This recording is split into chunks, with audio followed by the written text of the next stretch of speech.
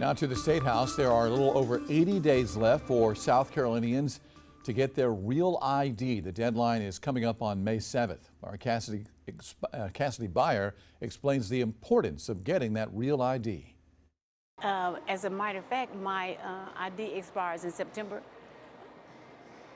So we're going to go get it soon. People like Shar Setter are not planning on waiting till last minute to get their real ID. If you don't have one, here's why you need it. You will not get into a TSA checkpoint or the airport to fly somewhere. You will not get on a military installation, and you will not get into a federal secure building.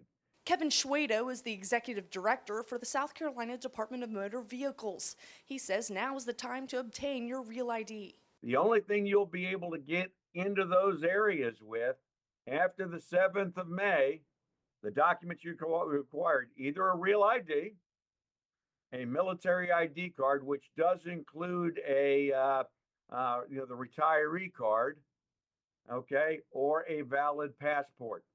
For military families without a newly up-to-date real ID, not only will flying to see family not be possible, so will getting on any military base.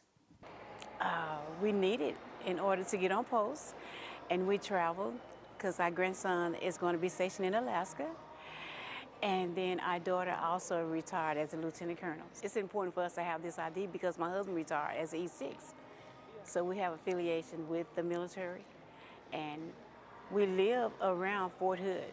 That's where we retired at. The real ID, according to Schwedo, will display a gold star in the upper right-hand corner, an indication made by the federal government's mandate as a part of the Real ID Act, that you obtain a real ID compatible to federal law. Came about as a result of the attack on us in 9/11 when individuals stole identity and were able to get beyond security.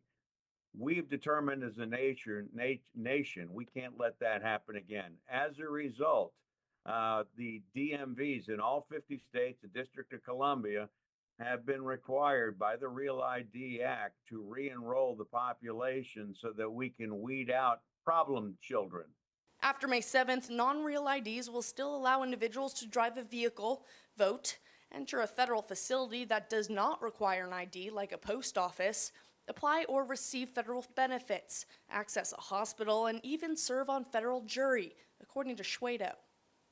If you think that you're going to be able to bypass federal jury duty because you don't have a real ID, they'll make an exception for you to get into that federal building.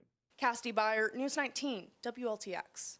And it is advised to get your real ID sooner rather than later because they're expecting long lines the closer we get to the May 7th deadline.